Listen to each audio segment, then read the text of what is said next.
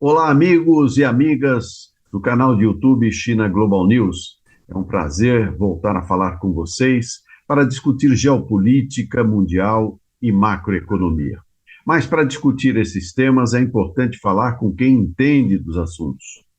Hoje, o nosso tema é a vitória de Donald Trump e as consequências mundiais diante dessa vitória, que foi uma vitória conseguida com certa facilidade para quem tem um histórico polêmico como Donald Trump. E para falar sobre esse assunto, recebo aqui no China Global News o pesquisador Lawrence P.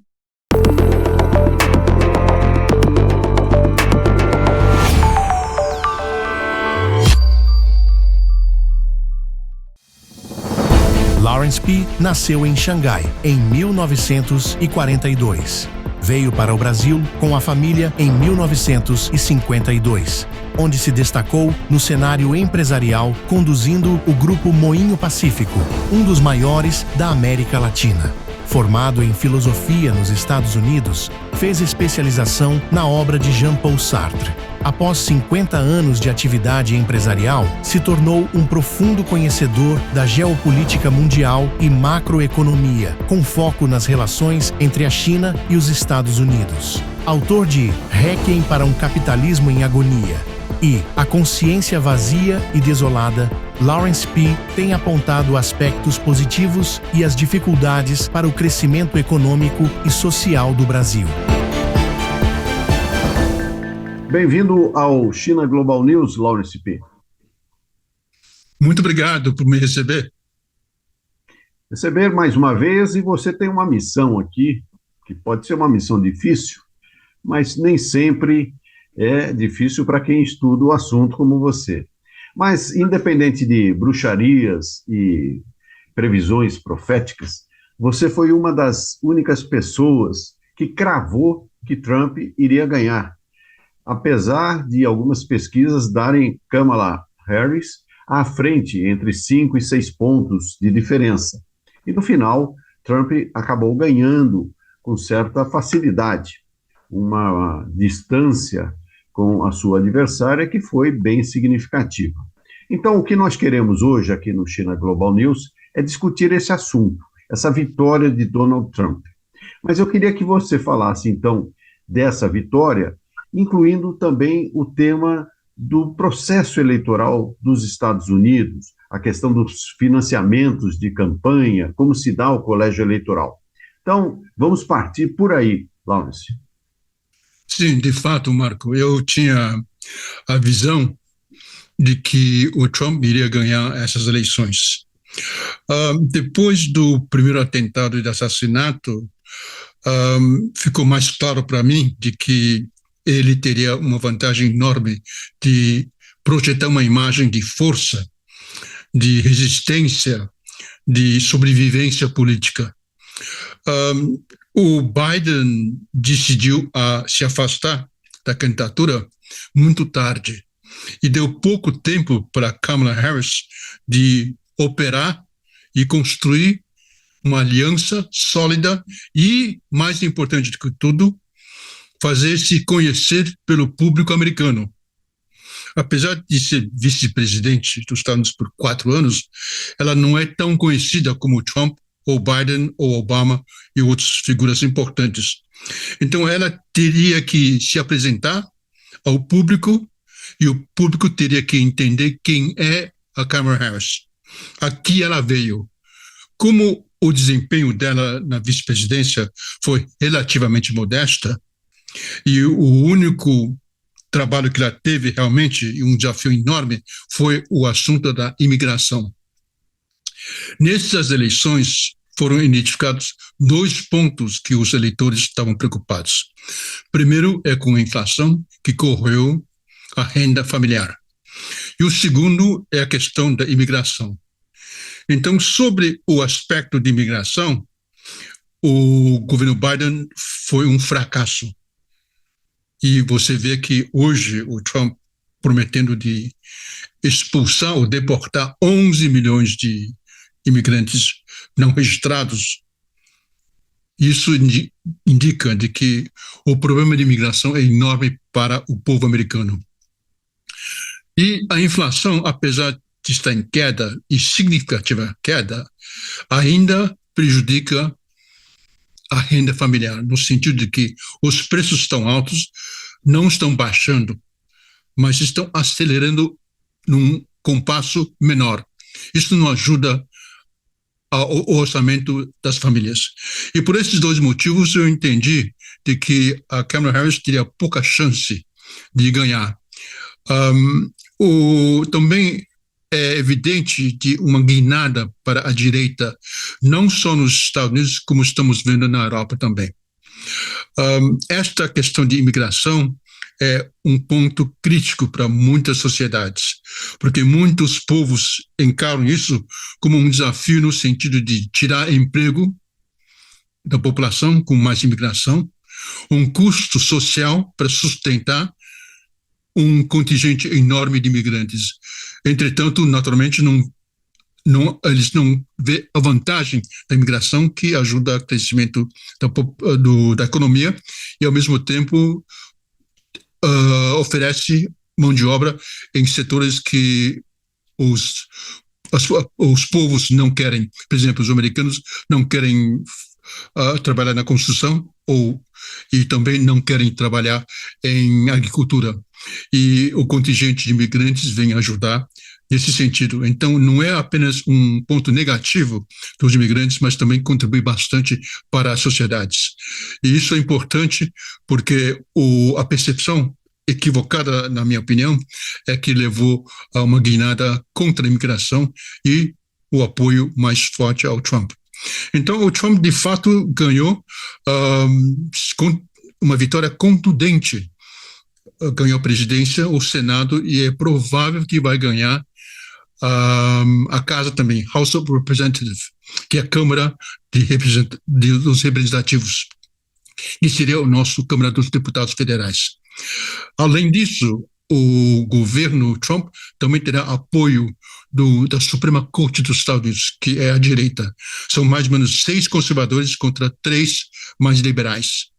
E durante os anos do Trump, vem aparelhando a justiça americana com elementos mais conservadores, que tem uma ideologia mais assimilada ao Partido Republicano.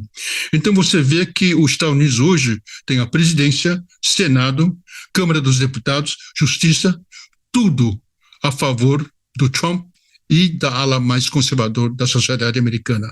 Então, este é o desenho que nós estamos vendo.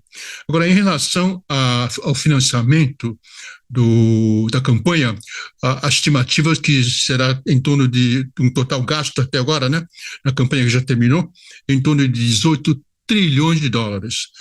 É um valor mais alto na história, né, na história das campanhas desde que foram tabelados os gastos para a campanha. Então, você vê que o dinheiro é realmente muito importante, um fator de influenciar o público. E nos Estados Unidos tem um sistema que se chama de Super PAC, que permite às corporações e bilionários de doar para campanhas, mas de uma forma indireta. Ou seja, não teria vínculo ostensivo entre as verbas contribuídas e os candidatos. Entretanto, a própria justiça americana vem, aos poucos, amenizando este tipo de controle. Ou seja, hoje é muito mais fácil você ter um recurso financeiro de campanha dirigido quase diretamente aos candidatos, né? Então, isso aumenta o poder do dinheiro nas campanhas. E sabemos de que o sistema eleitoral dos Estados Unidos, se você é eleito com recursos de algum tipo de Super PAC, você, evidentemente, tem alguma obrigação em relação ao quem financiou sua campanha, né? Ninguém vai financiar com milhões ou centenas de milhões de dólares, né, simplesmente pelos belos olhos do candidato. Então, evidente, há um vínculo de interesse. E isto na realidade, distorce a democracia. Se você compra vantagem financiando um candidato, você torna esse processo, eu diria que uma compra de interesse. Agora, em termos mais explícitos, seria uma corrupção. Quando um setor ou um indivíduo financia um candidato por vantagens próprias, interesses próprios, é corrupção.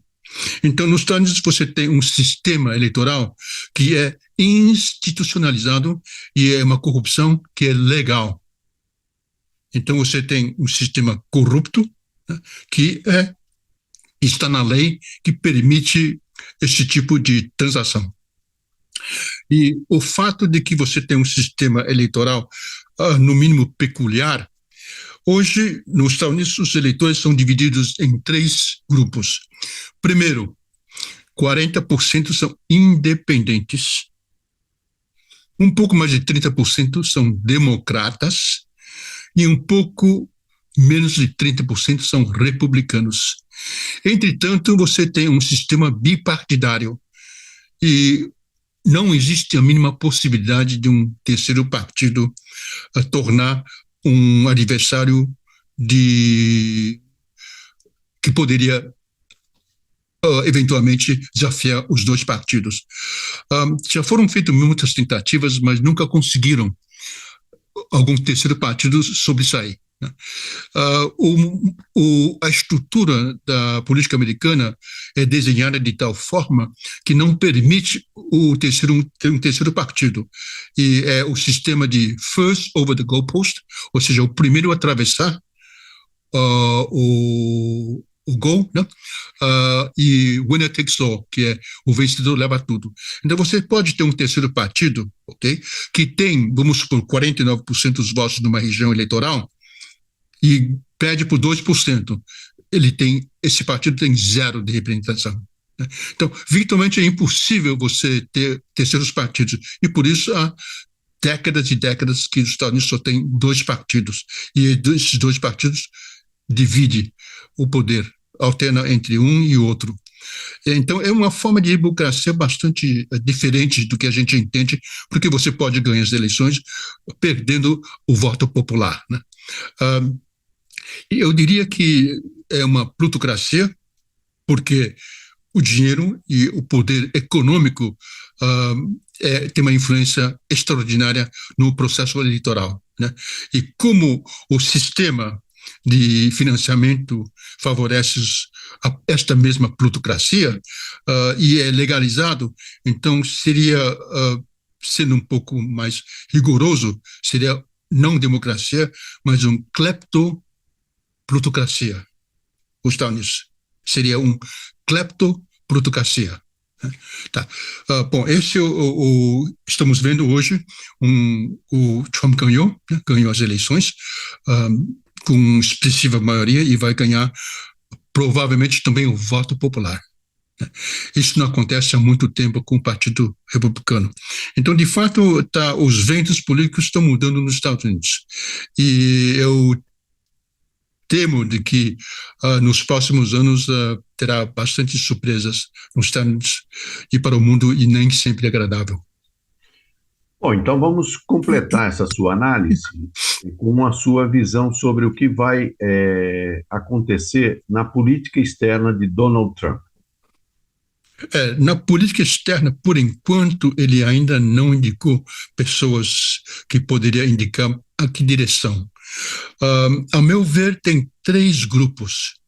O primeiro grupo são os isolacionistas, ou seja, querem voltar para dentro. O segundo grupo é aquele grupo que é liderado pelo vice-presidente J.D. Vance, né, que é um projeto de sustentar a hegemonia americana, mas concentrando na China.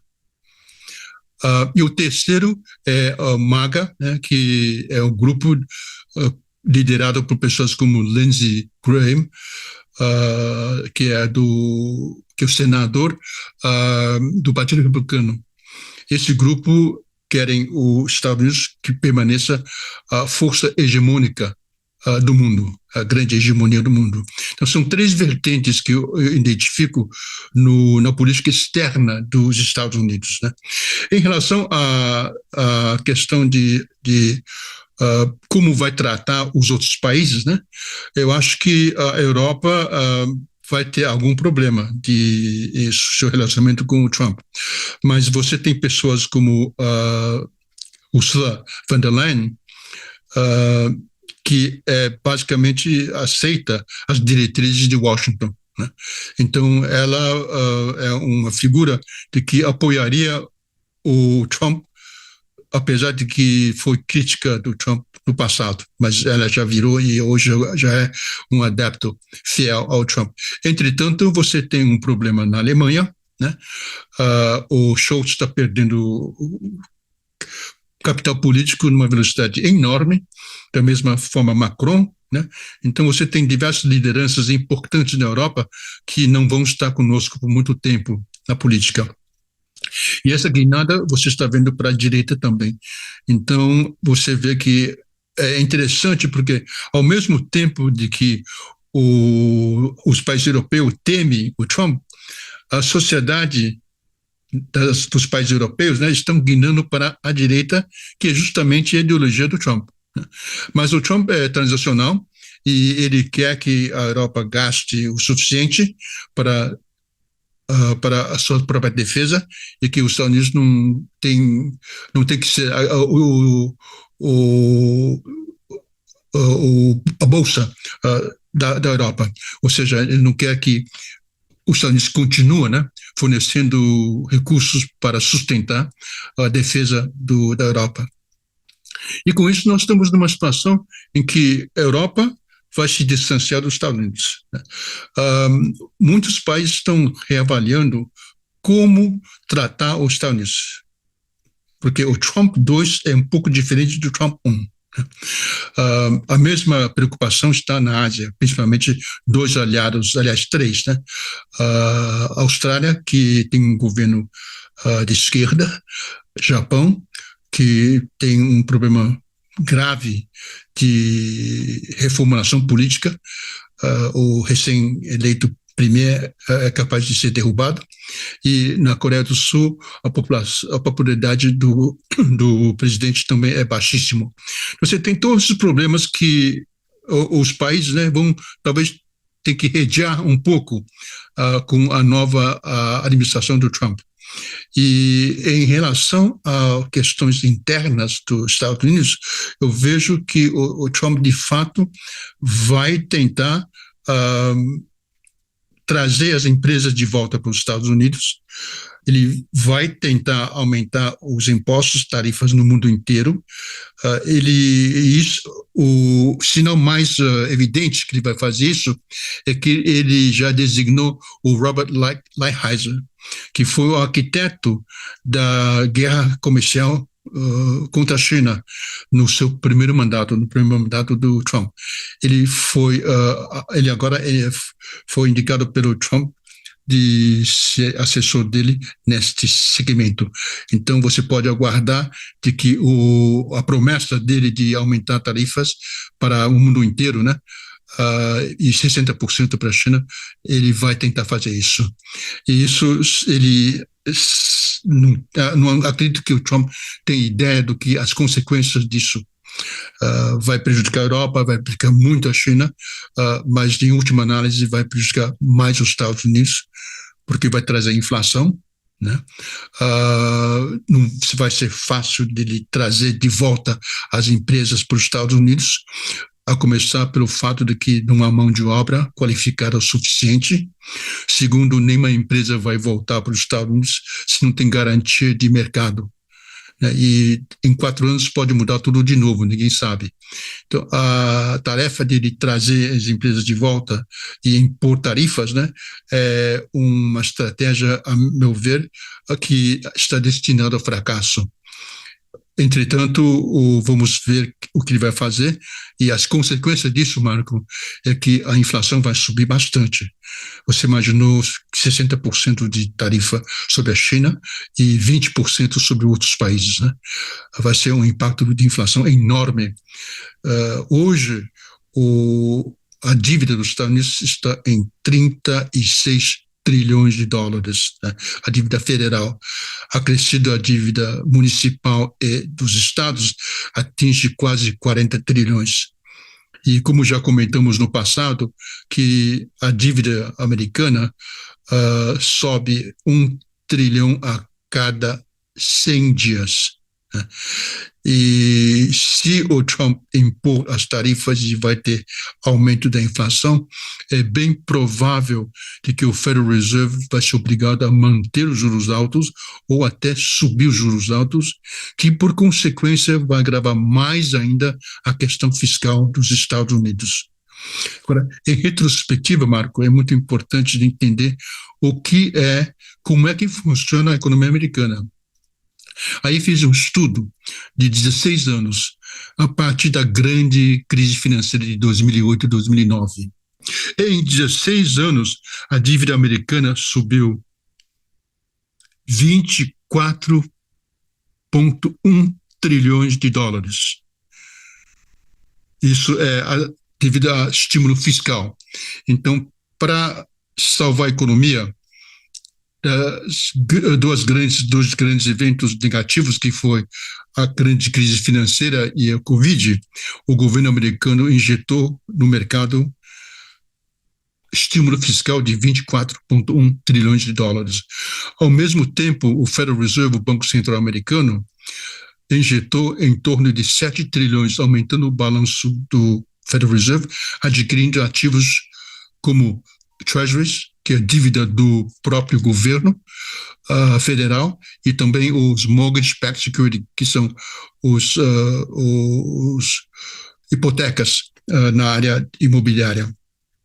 Então, um total de 34,1 trilhões. Agora, é importante ver o que aconteceu com esse 34,1 trilhões. O que foi o resultado disso? Então, nesses 16 anos, o crescimento do PIB americano aumentou em 33%. Ou seja, 1,82% por ano pela média. Então, em 16 anos, Marco, o PIB aumentou 1,82% e foi injetado 34 trilhões, né?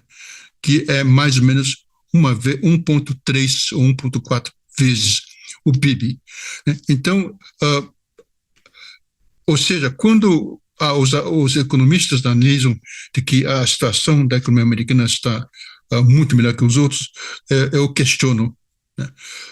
Se houver este processo de aumento de inflação e dívida, provavelmente virá uma outra crise, daí será necessário novamente mais estímulo.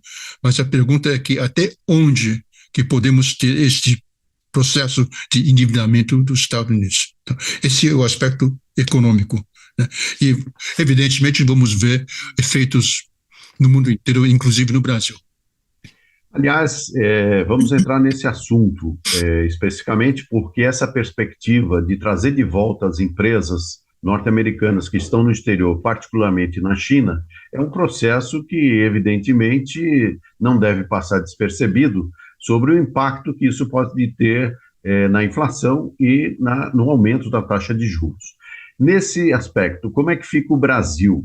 Levando em conta, inclusive, Lawrence, gostaria que você acrescentasse isso, a possibilidade de um acirramento das relações entre os Estados Unidos e a China. Nesse sentido, o Brasil como fica? Teria que optar por um dos parceiros ou segue na atuada de ficar entre os dois aí, trabalhando como parceiros?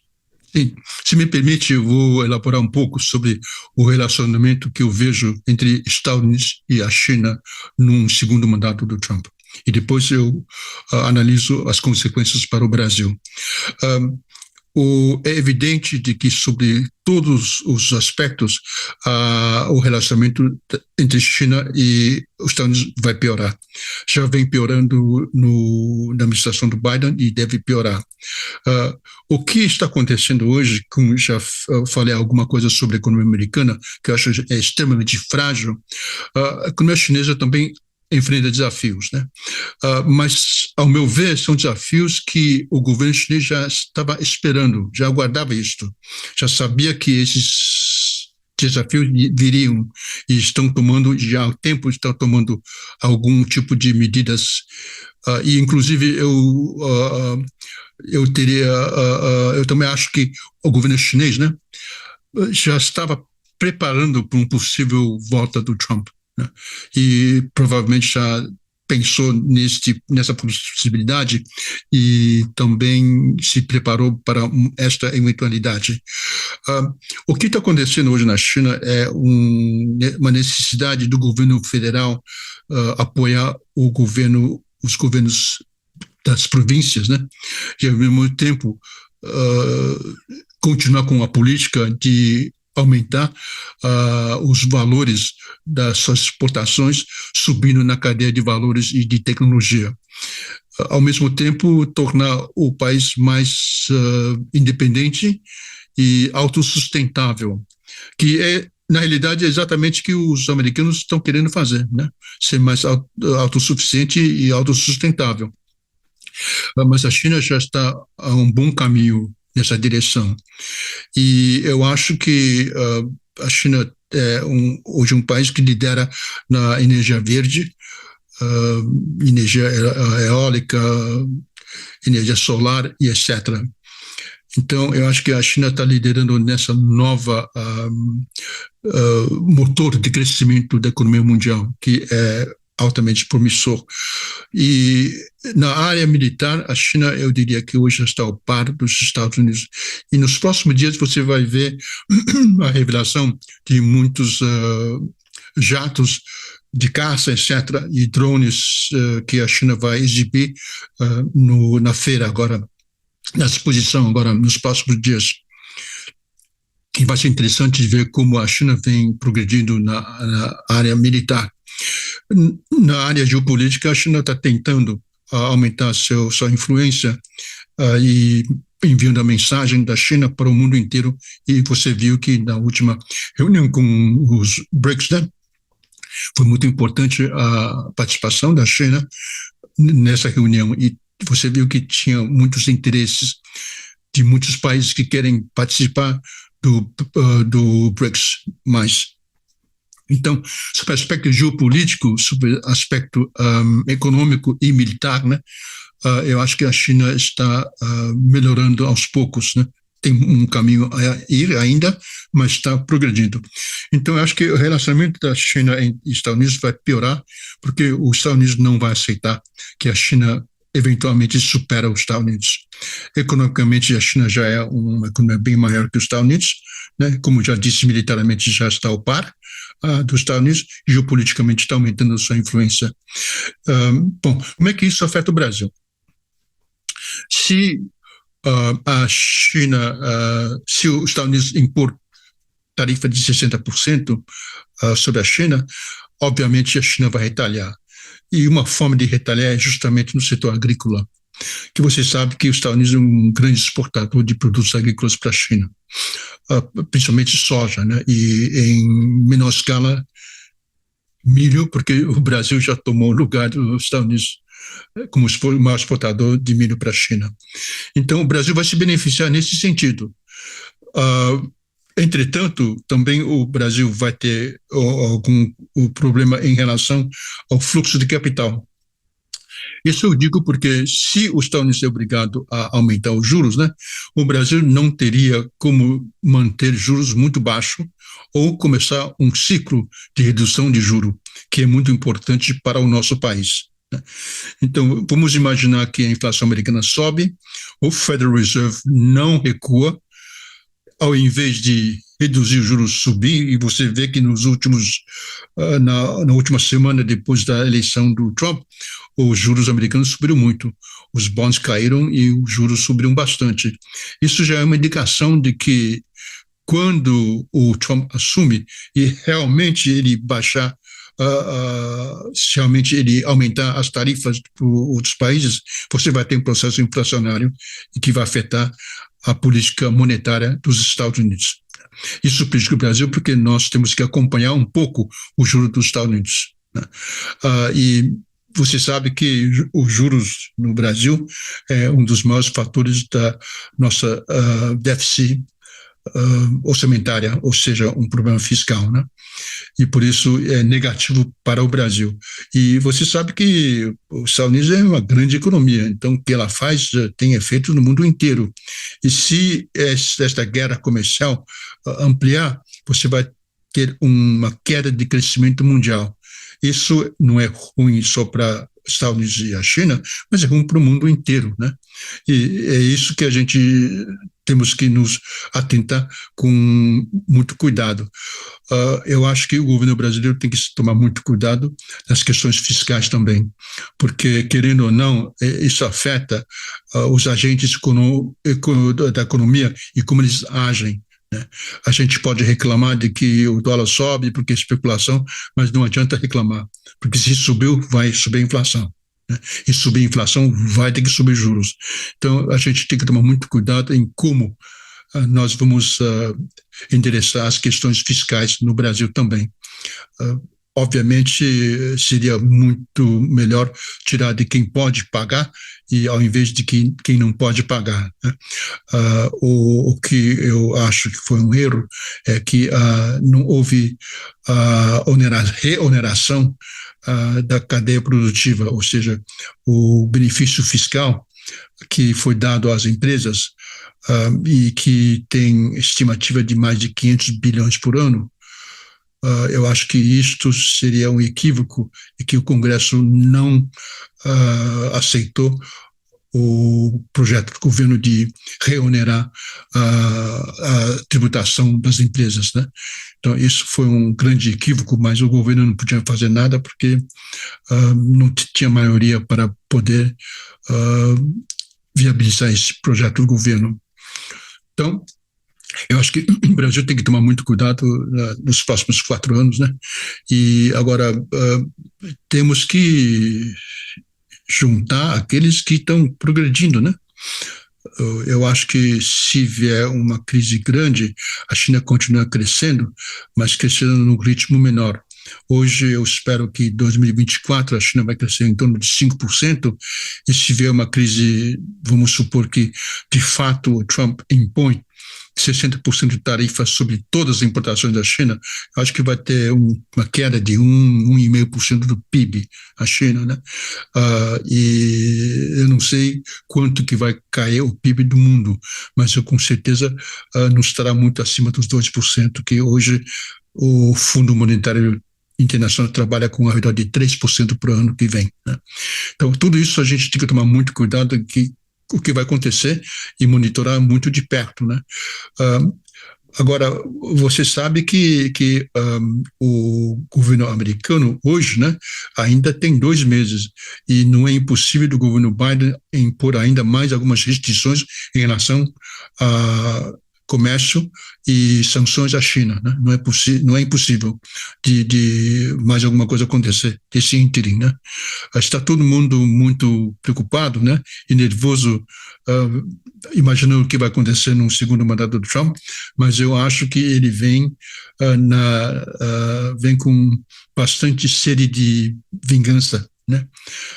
Contra os detratores dele, que basicamente os elementos, né, da justiça americana que processou ele e também aos democratas, né? Então, infelizmente, é uma situação que é péssima para os Estados Unidos, né? Você tem 2 partidos nesse nível de raiva contra um outro, de ódio contra um outro, né?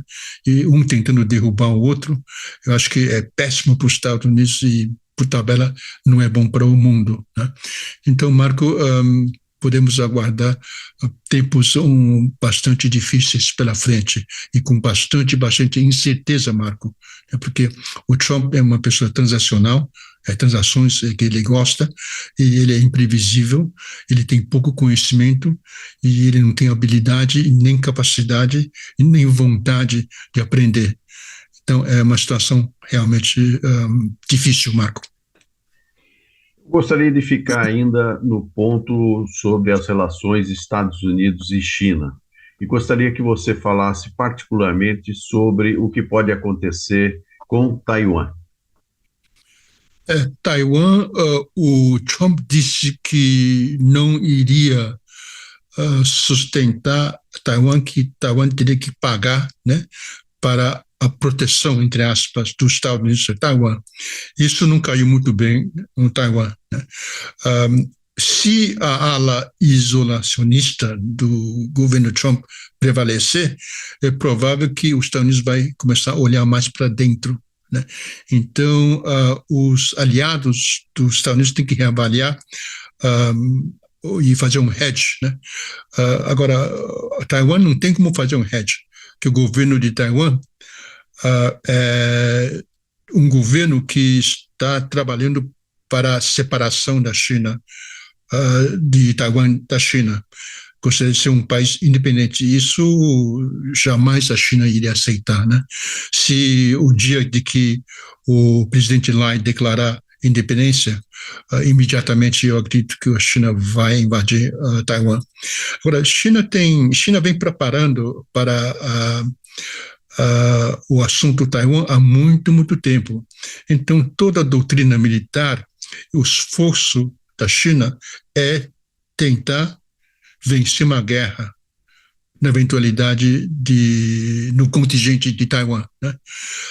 E Taiwan, você sabe que é crítico para a China, porque não só que é uma província da China, mas como ela é geograficamente localizada num ponto crítico, que faz a parte da cadeia, né, de corrente, da primeira cadeia de corrente que circunda a China, né? Agora, tendo o controle de Taiwan, ameniza muito este efeito que se chama de first chain, né? Que é ilhas de first chain que circula o leste da China.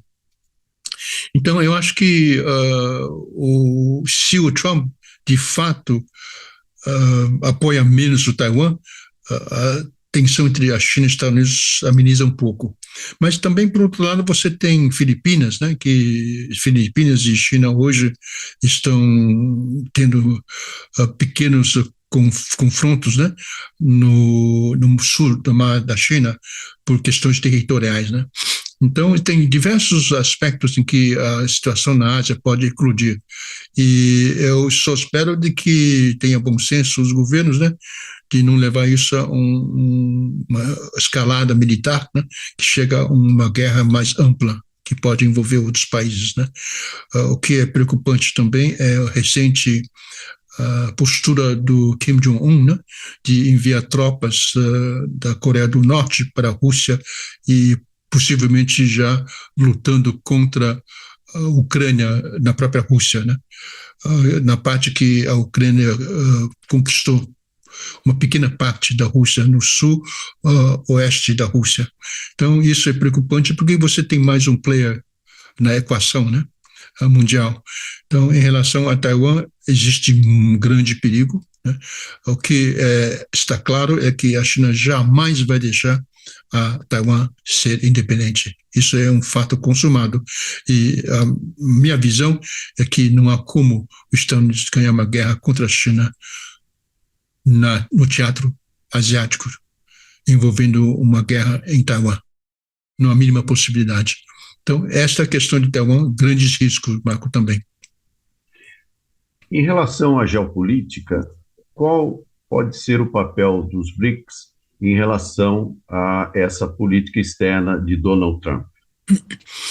BRICS tem um papel muito importante olhando para frente. A meu ver, o único pilar ainda que sustenta os Estados Unidos é o aspecto do uso do dólar como moeda de reserva internacional.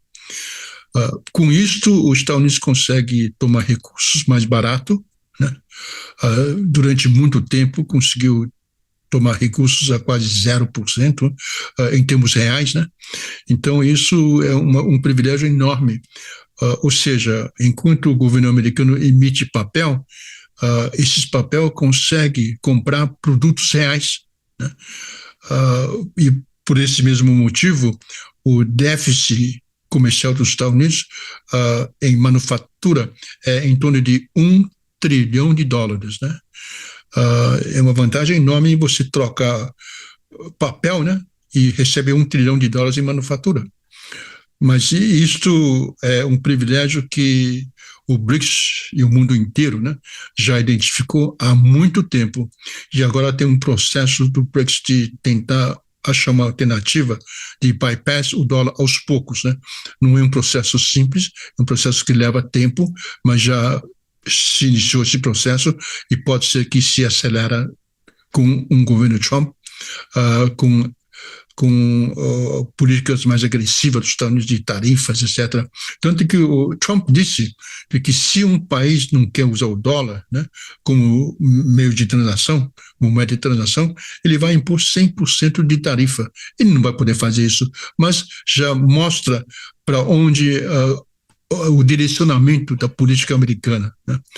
Isso é preocupante, entretanto, é mais bravata do que poderia eventualmente acontecer. E por esse mesmo motivo que você vê as sanções, né? O privilégio do dólar, o custo de transacionar em dólar, o controle do sistema financeiro, do sistema de mensagem de SWIFT, e tudo isso está sendo calculado por todos os países do mundo.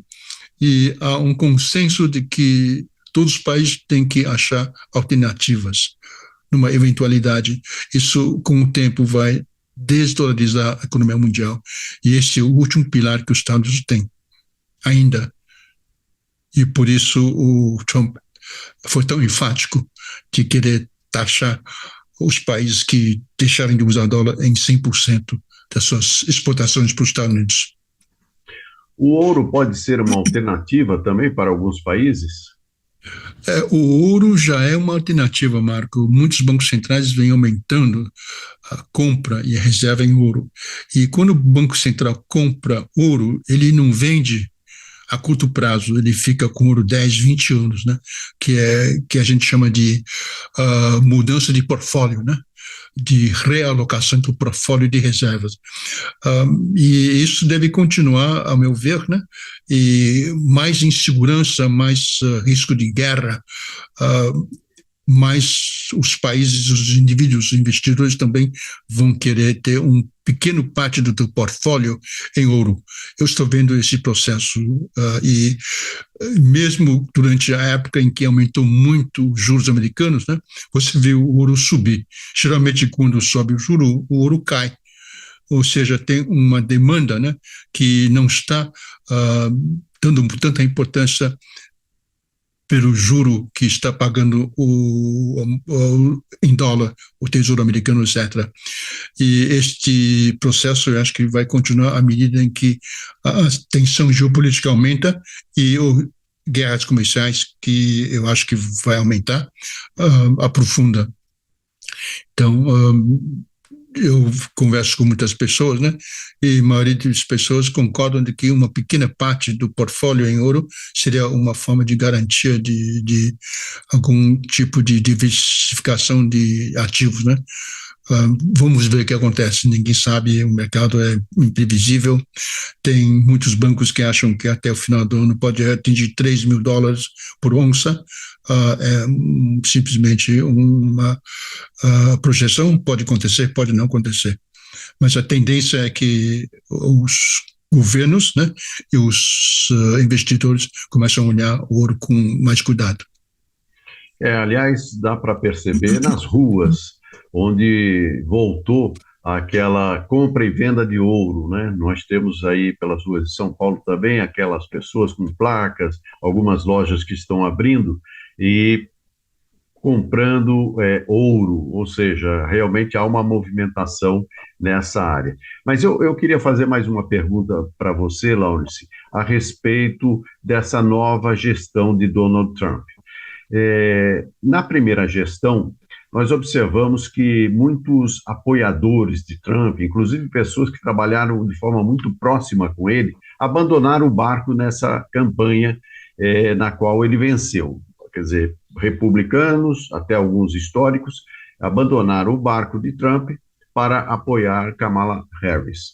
E agora temos também uma novidade nessa nova fase de Trump, nesse segundo mandato, que é o Elon Musk. Por exemplo, um personagem que detém aí muito poder, não só nos Estados Unidos, mas eu diria que de forma global, até pelas atividades que desenvolve, e uma pessoa que tem dado muito palpite.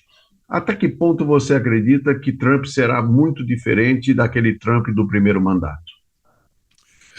De fato, o Elon Musk se empenhou bastante para a eleição do Donald Trump. Só em contribuições financeiras, a estimativa é de que ele gastou mais de 120 milhões de dólares para a campanha do Trump.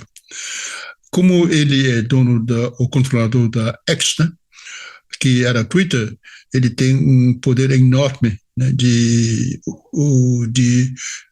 usar o X, né, para apoiar o Trump. De fato, eu acho que ele teve um papel importante nessa vitória do Trump. Certamente contribuiu para a vitória do Trump, né? O Trump é uma pessoa transacional, então ele sempre olha qual é a vantagem que ele pode levar. E tem demonstrado que o Elon Musk é uma pessoa muito importante para o projeto dele, né? O Trump não tem um projeto de país, ele tem um projeto Trump. O interesse dele específico é ele mesmo e a família dele, né? O país vem em segundo lugar. Então, eu acho que é importante ver até que ponto que o Elon Musk vai ter poder, né? Você sabe que hoje você é amigo do Trump, amanhã você é inimigo, né? Ele pode simplesmente descartar as pessoas de uma hora para outra. Agora, foi importante que você citou, Marco, de que algumas pessoas se afastaram do Trump, né? Isso no mundo cooperativo, na elite financeira e econômica do país. De fato, algumas pessoas apoiaram a Kamala Harris, né? Mas hoje já estão mais, eu diria, acomodados com o Trump. Um exemplo é o nosso amigo Zuckerberg, né? Que o Trump criticou muito o Zuckerberg, e Zuckerberg foi uma das primeiras pessoas a parabenizar o Trump, né? Então, a interação entre dinheiro, né, e poder, né, a gente sempre existiu e sempre vai existir. Agora, também é interessante de que o Trump declarou abertamente que não irá incluir Mike Pompeo e Nikki Haley na administração dele, né? Ele não precisava falar isso. Por que anunciou publicamente que não vai, essas duas pessoas não vão fazer parte da administração dele, né? Então, é óbvio de que ele está mandando a mensagem, né? Essas pessoas são pessoas não gratas. A Nikki Haley a gente até entende que ela concorreu contra o Trump e criticou ferozmente o Trump durante a campanha, né? Agora, Mike Pompeo sempre foi uma pessoa que a gente achava que era um aliado mais perto do Trump, né? Mas aparentemente o relacionamento entre os dois azedaram, e o Trump declarou publicamente que não vai ter nem ele nem a Nikki Haley na sua administração. Então, de fato, ele vai ter uma equipe diferente, mas não esquece, Marco, no primeiro mandato do Trump, ele ganhou como se fosse por acidente. Ele não estava preparado de ser presidente dos Estados Unidos, não tinha equipe, não tinha nada, não tinha organização, não tinha nada. Então, tanto que ele mudou tanto de ministros, né, secretários, né, de gabinetes, tantas vezes, né, porque ele não tinha um projeto, não tinha pessoas que ele confiava. Então, foi um caos virtualmente, né, o primeiro mandato dele sob aspecto administrativo. E agora ele vem bem mais preparado. Ele tem um projeto muito mais claro, tem aquele 2025, o projeto 2025, né, que as alas mais liberais dos Estados Unidos estão horrorizados com esse projeto, né, que é o trabalho do Heritage, né, Foundation, que é ultradireita. Então, vamos ver se ele, de fato, vai usar as diretrizes desse projeto para implantar nos Estados Unidos. eu acho que ele está bem mais preparado dessa vez e ele vai se cercar de todas as pessoas que concordam com ele, né? E que abraçam o projeto dele. No primeiro mandato tinha muitos auxiliares dele, né, que não concordavam com ele. Dessa vez vai ser todas as pessoas vão concordar com ele, senão não vai fazer parte da administração. Então vai ser uma administração bem diferente, muito mais unificada, uníssono, né, uma linha muito mais clara, né, e se ele adotar o projeto 2025 do Heritage Foundation, né, Deus nos salva. Donald Trump anunciou que vai deportar quase 11 milhões de imigrantes ilegais. Como é que ele poderá fazer isso? É uma proposta viável, Lawrence? É virtualmente impossível. O custo de deportar 11 milhões de pessoas requer uma quantidade de dinheiro inimaginável. São trilhões de dólares, talvez até dezenas de trilhões de dólares, e o processo levaria no mínimo 10 anos. Então é uma bravata que não vai acontecer. Mas a gente está acostumado com as bravatas do senhor Trump, e eu acho que é totalmente inviável, é apenas um chamarisco eleitoral. Em relação ao clima, o Trump tem demonstrado uma aversão a qualquer tipo de acordo que envolva a melhoria, ou pelo menos a minimização do problema climático, inclusive anunciando que não estará no Acordo de Paris, uma série de colocações que mostram a sua repugnância, eu diria, a tratar desse tema. Como é que fica essa situação em relação ao restante do mundo e aos acordos climáticos que estão por vir?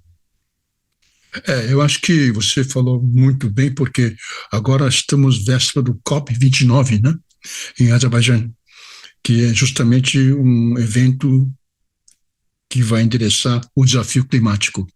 Agora, Trump, não tenha dúvida, ele vai continuar a aumentar a perfuração, né, para descobrir petróleo, etc., favorecendo as empresas petrolíferas, vai aumentar o apoio à energia fóssil, vai provavelmente sair do Acordo de Paris, né?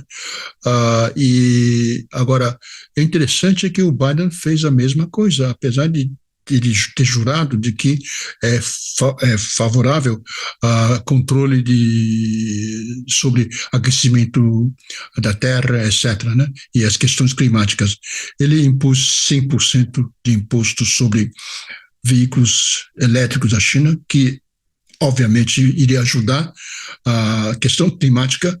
Ele impôs 25% de imposto sobre células solares e placas fotovoltaicas da China. Então, o discurso é uma coisa, a realidade é outra coisa. A Europa fez a mesma coisa, impôs impostos sobre veículos da China elétricos, que também iria ajudar na questão climática. É interessante que os países europeus são os maiores defensores, né, de os governos endereçar as questões de desafios climáticos, né? Você vê que retórica é uma coisa, ato é totalmente diferente. Agora, com o Trump, as coisas vão ser bem pior. Já caminhando para o final da nossa entrevista, Lawrence, eu gostaria de retomar aquilo que eu disse no início. Você foi uma das poucas pessoas que previu a vitória de Donald Trump e até com uma certa distância da sua adversária Kamala Harris.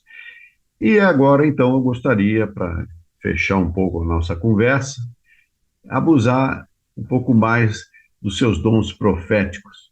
O que será do mundo nos próximos 4 anos? Deixa eu pegar a minha bola de cristal primeiro. Vai ser um período bastante turbulento, né?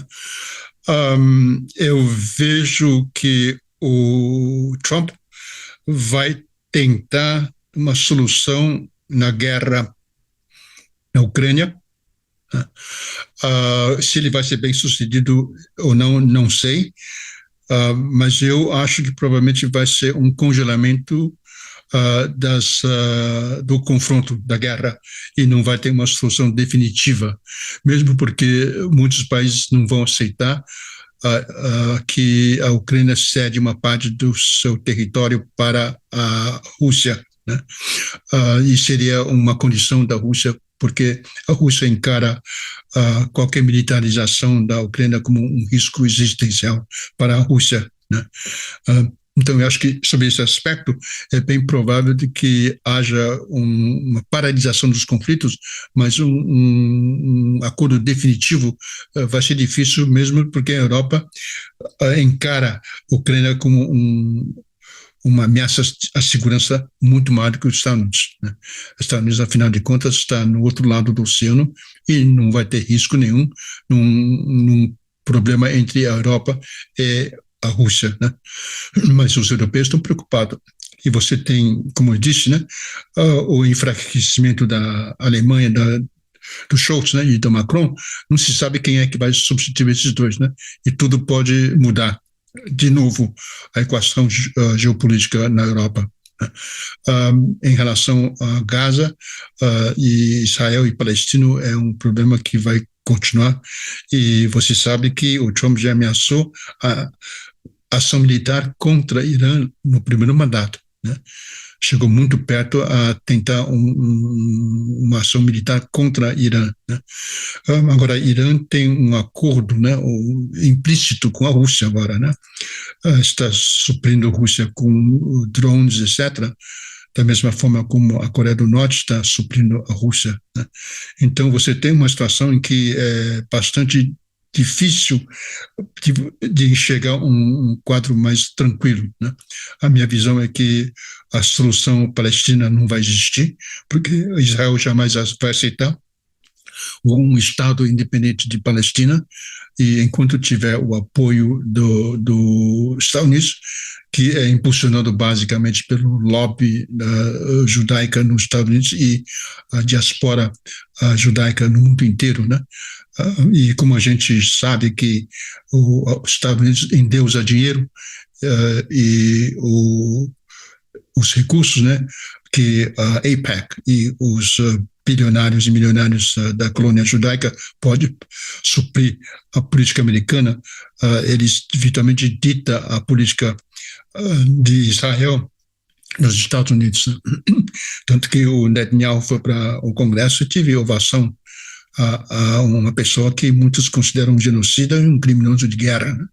Então, você vê que o que o mundo está vendo, né, que as distorções, né, a distância entre a narrativa e a retórica dos Estados Unidos e a realidade, né?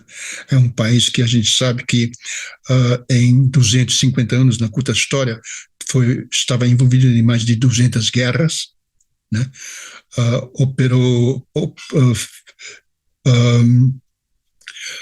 Aliás, envidou esforços enormes, né, de mudar os governos democraticamente eleitos, né, inclusive envolvendo muito em assassinato de líderes democraticamente eleitos, como o Patrice Lumumba, Salvador Allende, etc., né? Então, hoje, os Estados Unidos está se revelando como ela realmente é, em função da mídia independente e da mídia alternativa, né? Que a população mundial está muito melhor informada sobre os Estados Unidos. E apesar da propaganda americana, né, está tendo menos efeito a cada vez, né? Cada vez mais está perdendo credibilidade. E isto tudo deixa os Estados Unidos numa situação bastante difícil, e o nervosismo da liderança dos Estados Unidos é compreensível. Os próximos 4 anos devemos preparar por um período de grande incerteza, né, e de grandes riscos, né? Então, 2 guerras hoje, possível guerra na Ásia, né, crise econômica financeira, né, e um desarranjo geopolítico mundial de uma ordem que nós não vemos há 7 décadas, né? Ou seja, a palavra esperança, nesse momento, está um pouco mais longe de todos na humanidade. A esperança é a última que morre, Marco, mas está no UTI. Perfeito. No China Global News de hoje, conversamos longamente, mas de forma muito produtiva, com o pesquisador Lawrence P. Ele comentou as principais repercussões da vitória de Donald Trump nos Estados Unidos. E o China Global News pede a sua inscrição. Você deve acompanhar nossas redes sociais, se inscrever em nosso canal e sempre terá aqui uma informação de qualidade para promover o pensamento crítico. Lawrence, agradeço muito a sua presença mais uma vez no China Global News. Eu que agradeço, Marco. Um abraço. E um abraço também extensivo a toda a nossa audiência. Fique sempre com a gente acompanhando as principais notícias nas relações geopolíticas entre China, Estados Unidos, o Brasil e, por que não dizer, a humanidade. Estamos aqui sempre acompanhando os principais fatos do mundo. Até uma próxima oportunidade.